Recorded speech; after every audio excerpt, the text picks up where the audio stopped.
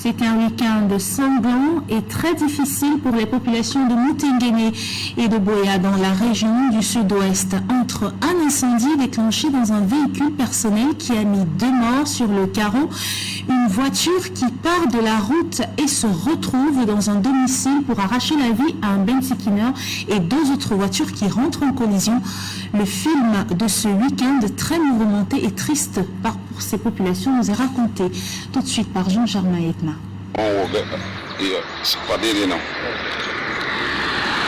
À la suite du feu déclenché dans ce véhicule à usage personnel, 2 des 4 occupants ont rendu l'âme sur place, morts calcinés à l'intérieur du véhicule, et les 2 autres brûlés au second degré. Le chauffeur à bord du véhicule, qui fait partie des décédés, et les 3 autres personnes revenaient d'une virée nocturne lorsqu'elles ont été surprises par les flammes parties du moteur. 6 au niveau de Moutenguéné, lieu dit entrée école de police.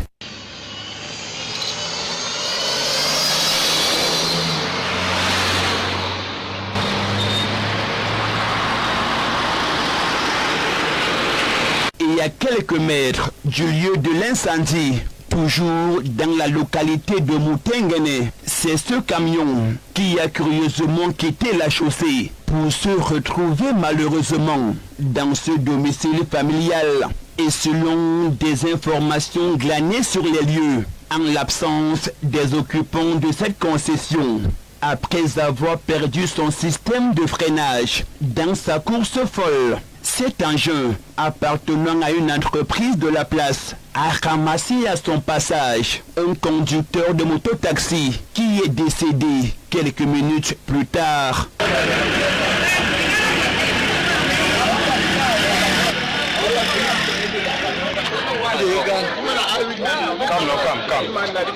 Et toujours ce même week-end, cette fois en plein centre-ville de Boya, dans le chef-lieu de la région du sud-ouest, choc frontal entre 2 véhicules, dont l'un à usage commercial et l'autre personnel.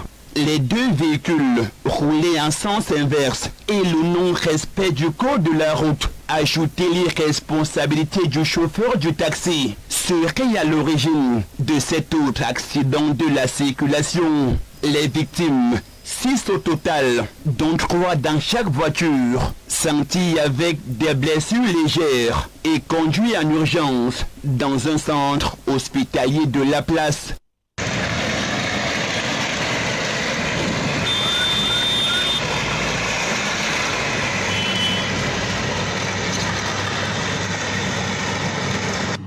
Et regardons de cette série d'accidents qui se sont perpétrés durant ce week-end. Les autorités ont continué d'appeler les usagers à plus de prudence et à limiter les vitesses sur la route. Parlons actuellement de toute autre chose. Il fut le premier président de la République du Cameroun. Il a dirigé le pays d'une main de fer et ce 25 ans durant. 31 ans après sa disparition, Amadou Ahidjo ne fait toujours pas l'unanimité au sujet de son bilan. En tout cas, plusieurs acteurs de la classe politique ont été rencontrés à ce sujet.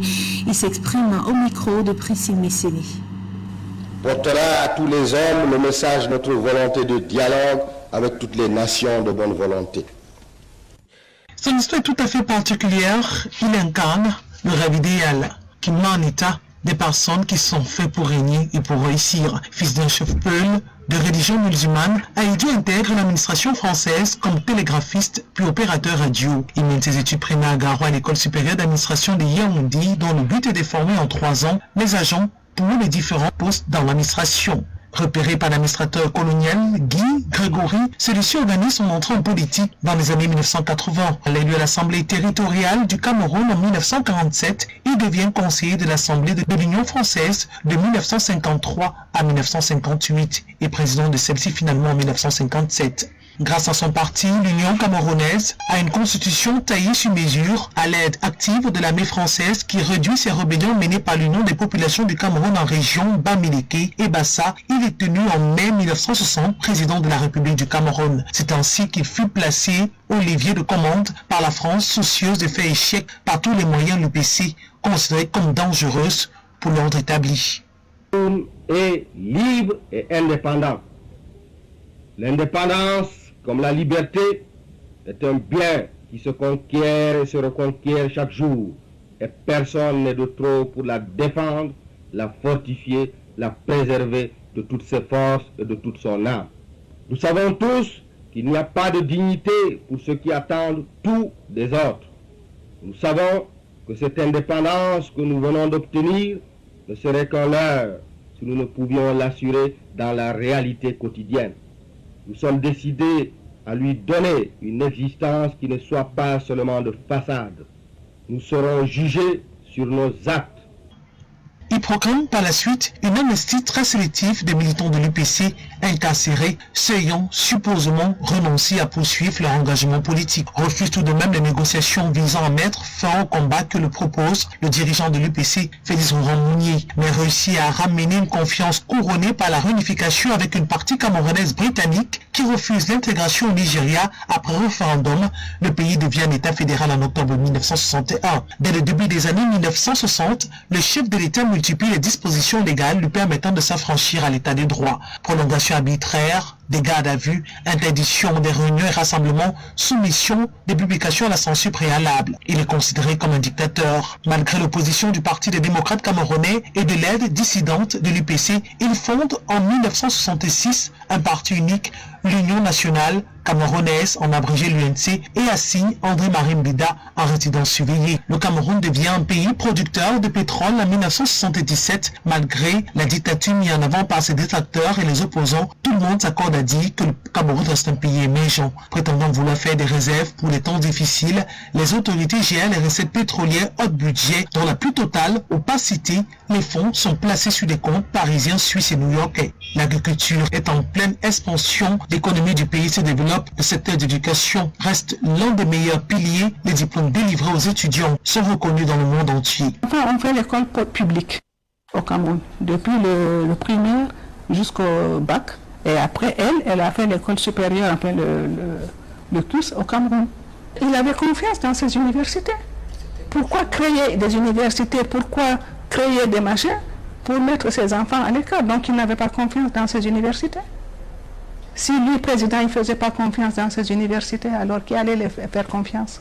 Le 4 novembre 1982, Aïdjo, âgé de 58 ans, annonce contre toute attente sa démission pour des raisons de santé. Suivant les dispositions constitutionnelles, le Premier ministre Paul Biya, âgé de 49 ans, lui succède. Aïdjo conserve la présidence du parti unique et le régime connaît une étrange cohabitation qui s'achève au bout de 5 mois en avril 1983 avec la démission de l'ancien président de ses fonctions et son départ en exil pour la France. Séjournant alors entre la France, l'Espagne et le Sénégal pendant ces événements, il ne rentrera jamais au Cameroun et s'installera au Sénégal où il meurt d'une crise cardiaque le 30 novembre 1989. Il est inhumé au cimetière Bakiya de Yoff, le plus grand cimetière musulman de Dakar. La loi numéro 91/022 du 16 décembre 1991 portant réhabilitation de certaines figures de l'histoire du Cameroun, dont Amadou Aïdjo, qui fut le premier président camerounais, prévoit notamment le transfert des restes mortuaires au Cameroun des personnes réhabilitées inhumées à l'extérieur du territoire national qui peut s'effectuer à la demande de la famille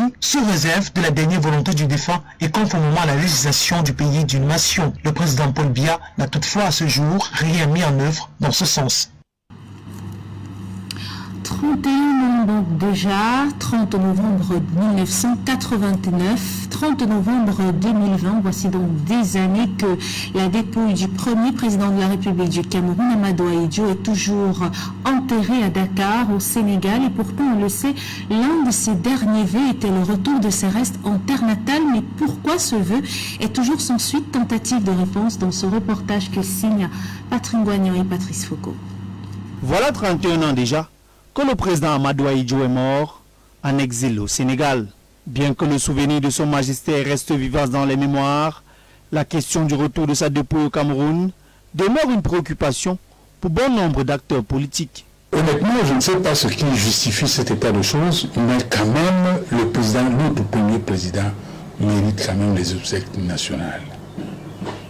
Je pense que les deux parties, c'est-à-dire la famille du président et le gouvernement, doivent s'accorder pour que cela soit fait aussi rapidement que possible. Ça a déjà trop traîné.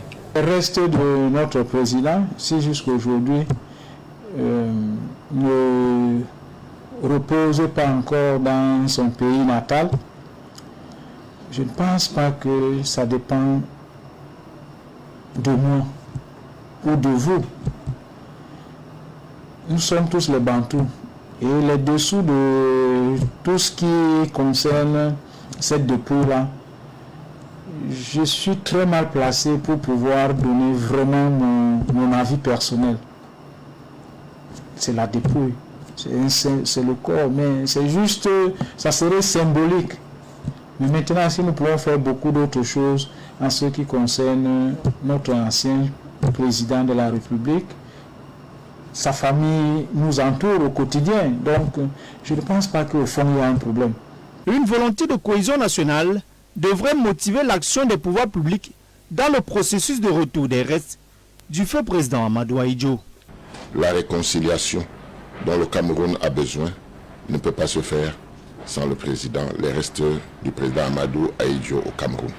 Les Camerounais doivent apprendre à se pardonner, à se parler, à se réconcilier et à bâtir ensemble. Parce que du temps d'Amadou Ahidjo, il y a beaucoup de choses qu'on peut reprocher, notamment les libertés. Mais quant à ce qui concerne bâtir le Cameroun, les Camerounais avaient une aura très très positive à l'international. Donc ça, ce sont des choses qui nous attristent et qui font en sorte que nous pensons vivement que cette bonne réconciliation que les Camerounais attendent doit se faire avec le Nozo, avec le retour d'Amadou Ahidjo et d'autres. Pour l'avocat barreau du Cameroun Julius Achou, c'est à la famille du défunt que revient la responsabilité d'impulser le mouvement. Le président de la République a dit qu'il s'agit d'abord d'une affaire de famille. Il ne s'agit pas d'une affaire de l'État. L'État peut contribuer, peut participer, mais c'est d'abord la famille. Regardons le dépôt mortel des esprits d'autres bâtonniers. Malgré le fait que l'État, ou tout le monde, a manifesté la volonté de l'enterrer, n'est-ce pas, le 30 de ce mois, la famille a dit non. Ils l'ont renvoyé sinédié. Personne ne peut dire, nous les avocats, malgré le fait que c'est notre bâtonnier, ils ne pouvaient rien faire. Cette œuvre-là, de retour du reste du président, par ce qui a déjà été fait. On juge cela sur l'aboutissement de la démarche. C'est-à-dire que c'est fait parce qu'il y a les restes qui sont revenus. Mais s'il y a des blocages, il faut lever ces blocages. C'est en ça que justement la capacité du gouvernement à gérer le conflit peut se manifester. Au demeurant, cette situation qui dure depuis 31 ans serait-elle à l'origine des troubles sociopolitiques du Cameroun? Bien malin, qui pourrait apporter une réponse franche à cette question? À présent, rendons-nous dans la région de l'extrême nord et précisément dans la ville de Maroua pour parler de cette visite diplomatique du ministre de l'administration territoriale, Paul Atangandi, une visite pacifique à laquelle les populations ont adhéré massivement. Elles se désolidarisent de toute tentative de division des Camerounais et ont tenu à déclarer leur soutien total à Paul Biya, son excellence à Paul Biya, président de la République du Cameroun. Elles l'ont fait le week-end dernier. Précision avec Jean-Germain Yetna et Casimir Banti.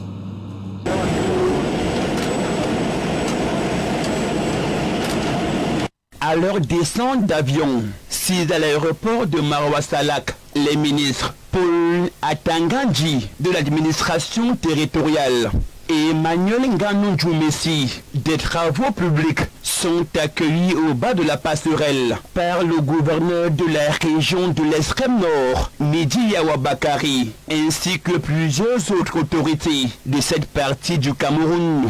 Les deux membres du gouvernement vont par la suite se rendre sur le site du pont effondré de Palar, où les travaux de construction d'une voie de contournement démarrés depuis quelques semaines avancent à une vitesse qui ne fait pas l'unanimité. Je viens de demander à l'équipe projet, c'est-à-dire l'entreprise, la mission de contrôle, l'ingénieur des travaux, de réduire les délais de réalisation de moitié. Et cette réduction de moitié suppose des travaux de nuit que j'ai autorisés. Et comme le ministre, en tant que technicien, l'a si bien dit, il fallait d'abord attendre que les eaux diminuent parce qu'en fait, il y a eu des inondations et quand les eaux sont à un certain niveau, on ne peut pas commencer les travaux. Donc il était question d'attendre d'abord que les eaux diminuent. Maintenant, les engins sont en train de travailler. Alors, les équipes techniques ont dit au ministre qu'ils pouvaient réaliser, n'est-ce pas, le chantier pendant 3 mois. Le ministre leur a dit non, 3 mois c'est beaucoup, il faut réduire les délais. Et il leur a instruit, en tant que le patron de l'œuvre, que les équipes doivent travailler nuit et jour afin que la livraison se fasse le plus rapidement possible.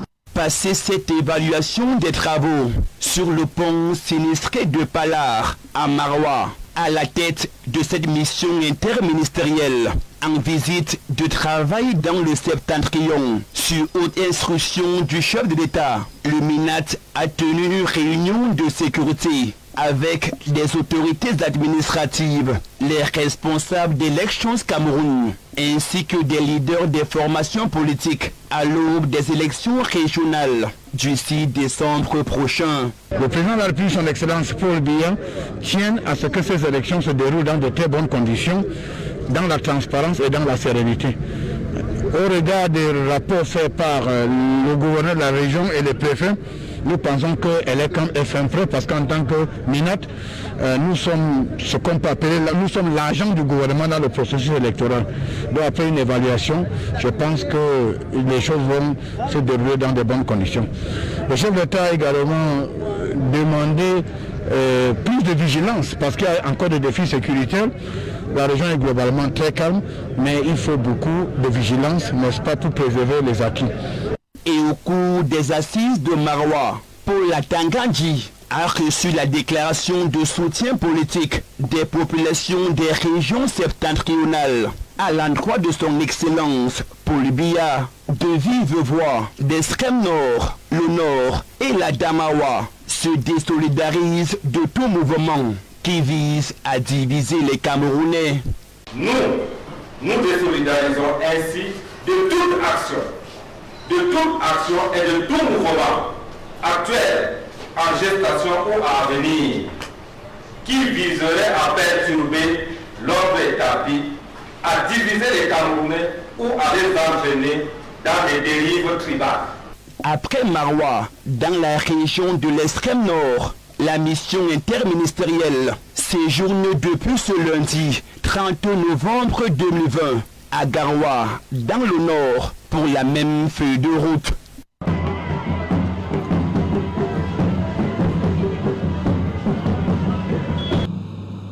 Merci à vous, Casimir Banti et Jean-Germain Yetna. Ces populations donc de Maroua ont tenu à traduire leur adhésion massive au RD, Rassemblement démocratique du peuple camerounais, et naturellement au leader, son Excellence Paul Biya, est toujours en politique. Pour parler cette fois-ci des élections régionales du 6 décembre prochain, le Rassemblement démocratique du peuple camerounais mobilise ses troupes dans la Mézam. C'était au cours d'une réunion de concertation qui a mobilisé toutes les forces vives du parti. Plus de détails avec Zobel Apollinaire Bon. Dans les élections du 6 décembre prochain, de nombreux noms ont filtré comme l'Orient le poste de chef de région. Et pour que ce rêve devienne réalité, les conseillers du Père Noël, à travers Samki Djaniam Elvis, le maire de Santa, ont affirmé leur soutien total. Président de la cérémonie, Feu Jonathan Résilient, président de la section RDPC Mézam 2, section Santa, a exhorté les conseillers à une mobilisation tous azimuts.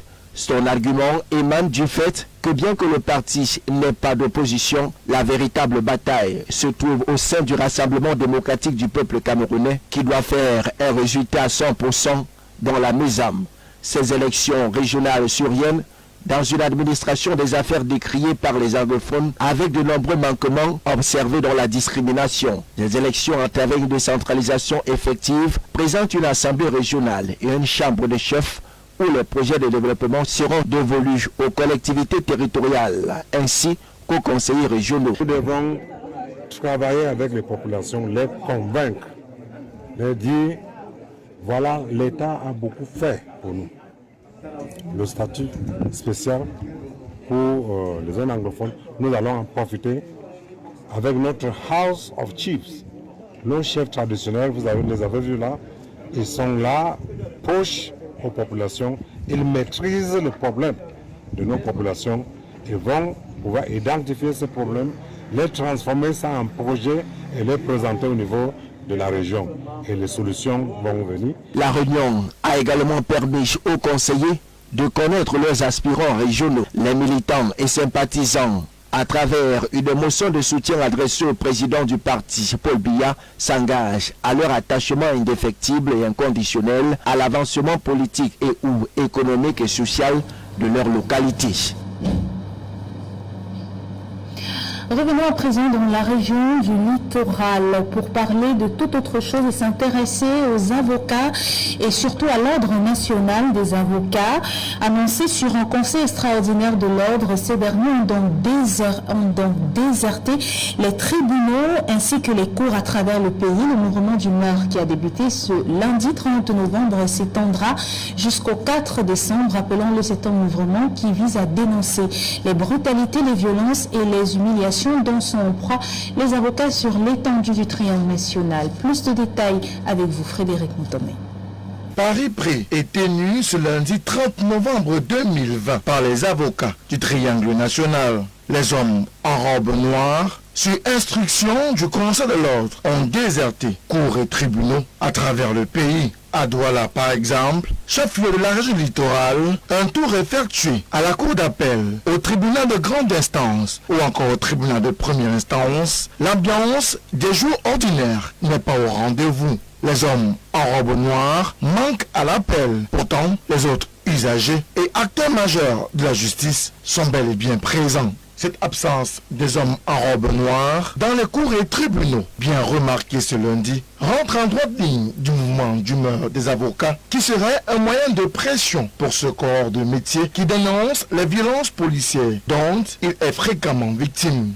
La goutte d'eau qui a débordé le vase est sans doute l'incident qui s'est produit le 10 novembre 2020 dernier dans l'une des salles d'audience du tribunal de première instance de Douala-Bounandjo. Des policiers avaient alors fait irruption dans la dite salle d'audience et avaient brutalisé, mieux molesté des avocats venus défendre leurs confrères impliqués dans une affaire de corruption. À cette suspension du port de la robe, désormais effective, depuis ce lundi, le barreau du Cameroun a également annoncé la suspension jusqu'à nouvel avis de toute intervention des avocats devant les juridictions statuant en matière criminelle à tous les degrés des juridictions, y compris la Cour suprême et le tribunal criminel spécial, et même les juridictions statuant en matière de contentieux électoral, dont le Conseil constitutionnel. Précisons que le mouvement d'humeur amorcé ce lundi entend se poursuivre jusqu'au 4 décembre 2020 prochain. À présent, rendons-nous dans le Nîmes pour nous intéresser à cet incendie du poste royal de Fumban réduit en cendres. L'incendie qui s'est déclaré dans la nuit de dimanche à lundi serait jusqu'ici d'origine inconnue. En attendant les résultats de l'ouverture, à cet effet, les fils et filles du Nîmes ont conjuré le mauvais sort ce lundi sous le regard du sultan Ibrahim Bombon-Joya, roi de Bamoun. Le compte rendu de Frédéric Moutomé une fois de plus. Des flammes à l'entrée principale du palais royal du sultanat de Bamouna Fumban. La scène incroyable se déroule ce dimanche dans la nuit.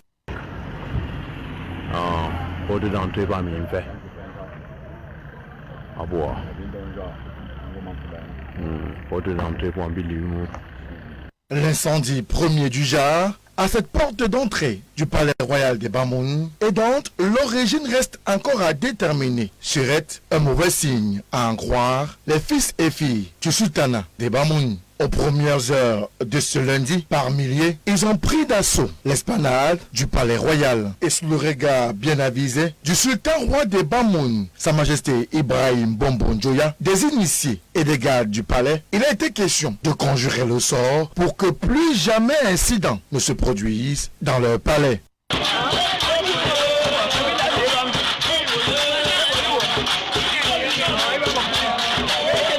Après l'exécution des danses secrètes et autres rituels traditionnels de circonstances, un grand nettoyage est alors engagé à l'entrée principale du palais des rois des Bamoun. Précisons qu'une enquête a par ailleurs été ouverte pour en savoir davantage autour de cet incendie qui semble aujourd'hui diviser les fils et filles du département du Noun.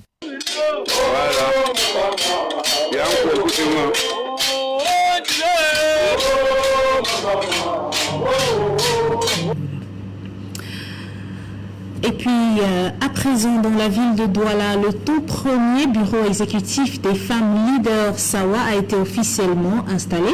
Et lors de cette cérémonie au palais, à la salle des fêtes d'Aqua, le président national du réseau des femmes leaders a prescrit à ce jeune groupement de femmes d'œuvrer massivement pour le développement et l'autonomisation de la femme de la région du littoral, ainsi que celle de toute l'étendue du triangle national. Retour sur cette cérémonie, une fois de plus avec vous, Frédéric Moutomé.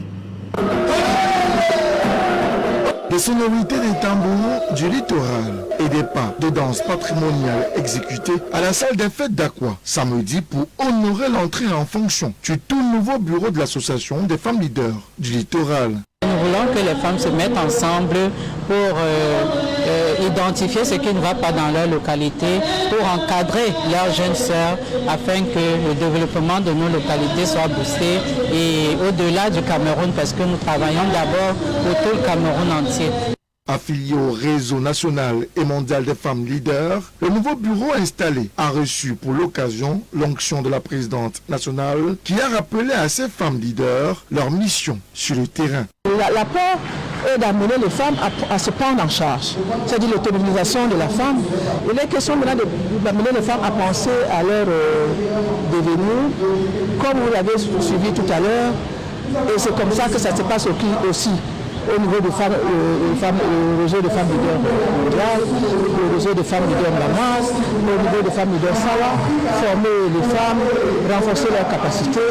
Le nouveau bureau, constitué d'une quinzaine de femmes, dont Marthe Mohadi Congo, PDG du groupe RTM et LTM, sur le terrain de l'action, fait déjà face à plusieurs difficultés. Les difficultés, nous avons déjà la pauvreté agissante qui est au milieu de la communauté des femmes.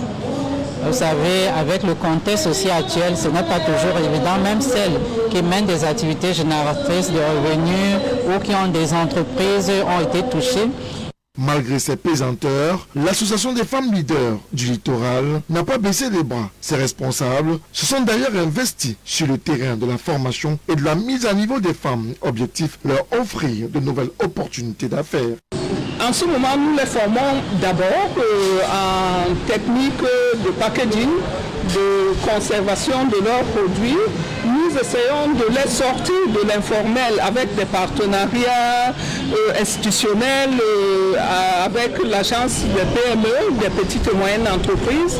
Au-delà de cela, nous essayons de mettre en place des partenariats, d'élaborer des partenariats autres, institutionnels avec la Nord par exemple, pour qu'on puisse avoir des facilités pour la normalisation de leurs produits, pour qu'elles puissent avoir des certificats qui permettront de vendre ces produits même au-delà de nos frontières. Et comme pour marquer d'un saut particulier, la cérémonie d'installation du nouveau bureau de l'association Femmes Leaders du Littoral, des attestations de formation ont été solennellement remises à la toute première cuvée des femmes formées à l'initiative de cette association, résolument déterminée à porter haut le développement, mais davantage l'autonomisation de la femme.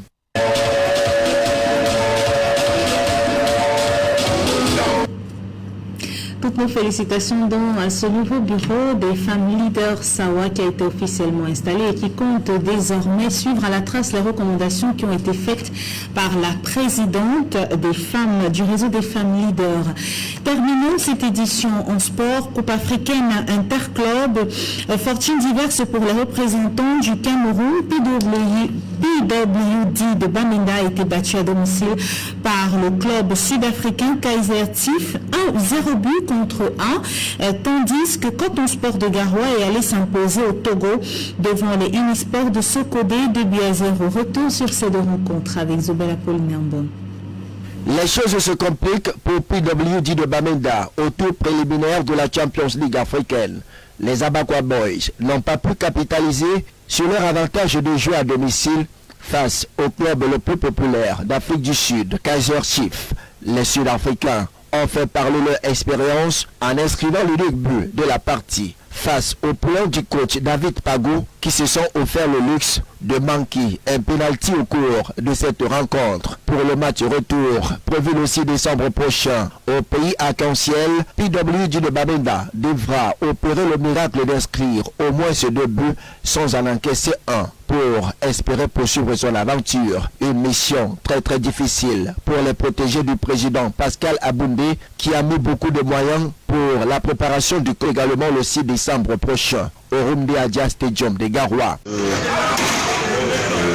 Là, nous avons bien négocié notre match, on a gagné. On a gagné la première manche, il y a une deuxième manche qui va être difficile parce qu'on a joué une compétition, on a compris de vue ça et qu'on prépare bien notre match. Les poulains de Souleymane Aboubakar sont allés dicter leur loi au Togo en s'imposant sur le score de 2-0 face au club local Unisport Sokodé. C'était pas facile de remporter ici sur le stade Alumé. On a respecté les consignes parce que cet après-midi pour essayer de donner plus de la largesse au match retour à Garoua. Les buts camerounais portent l'estampille de Maro Saïbou et de Haruna Guimé. Les coton-cutteurs ont déjà fait le plus difficile et n'auront qu'à assurer l'essentiel pour le match retour à domicile.